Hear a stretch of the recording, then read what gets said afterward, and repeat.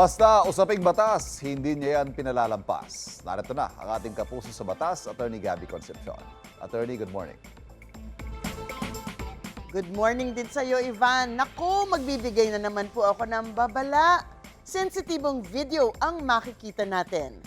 Nasawi ang isang turista sa Lapu-Lapu City, Cebu dahil sa delikadong talbog sa extreme water sports. Makikitang nakaupo sa dulo ng jumping balloon ng 43 anyos na biktima, sabay talon ng isang staff sa kabilang dulo nito.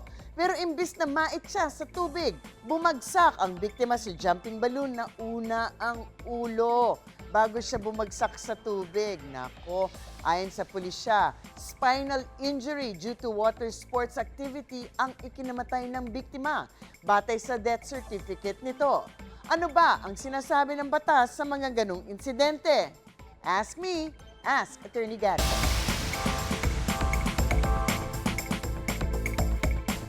Attorney, yung dapat fun and excitement naging sanhi ng kamatayan.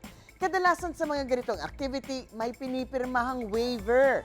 Kapag pumirma po ba ng waiver, wala nang habol, sakaling maaksidente sa isang activity. Naku, napaka-standard ng mga waiver na yan. Although sa ilalim po ng batas natin, allowed naman talaga na magpasign ng mga waiver ang iba't ibang klaseng establisamento. Kasama na mga dyan ang mga establisamentong engaged in tourism at yung may mga kakaibang mga attraction tulad itong jumping balloon. Meron din yung mga iba't ibang mga rides na tulad ng mga roller coaster, yung octopus at kung ano pa. Kapag sinabi po nating waiver, ano ba ito? Ito ay isang pagsusuko o pagwawaksi ng mga karapatan in case merong mangyari na di ka nais-nais.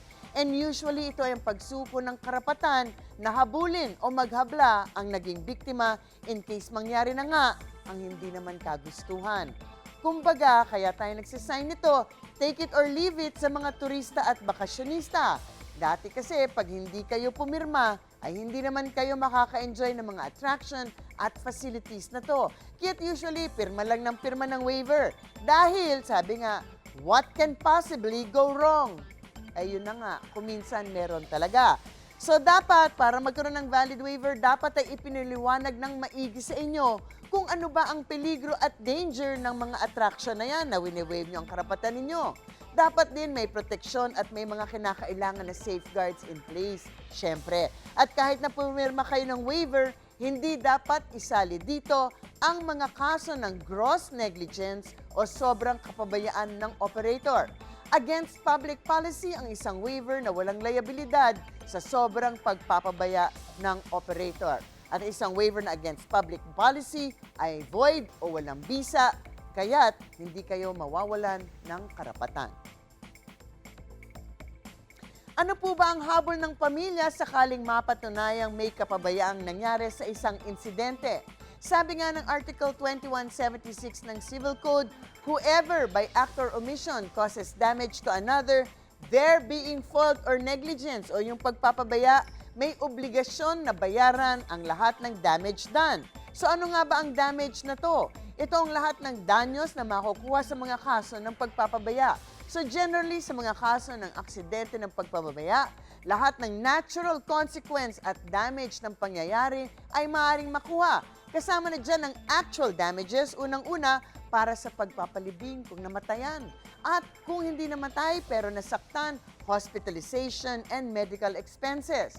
Maaari ding may moral damages dahil sa sakit ng pangyayari na natamo ng mga nawalan ng minamahal sa buhay or yung pain or suffering ng mga nasaktan.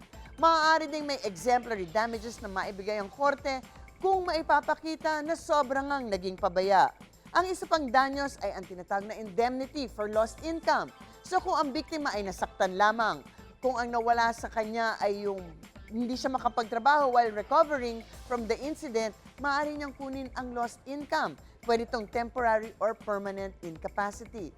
Maaari din sa kaso ng mga namatay sa isang aksidente, maaaring i-compute ng korte kung ano sana ang earning capacity sa expected life expectancy ng namatay. So sa isang kaso na ang namatay ay isang 15-year-old lamang na estudyante, ginamit ang life expectancy ng isang tao base mortality rate na ginagawa ng mga insurance company at na-compute ang nawalang income at ibinigay ito sa mga mahal sa buhay.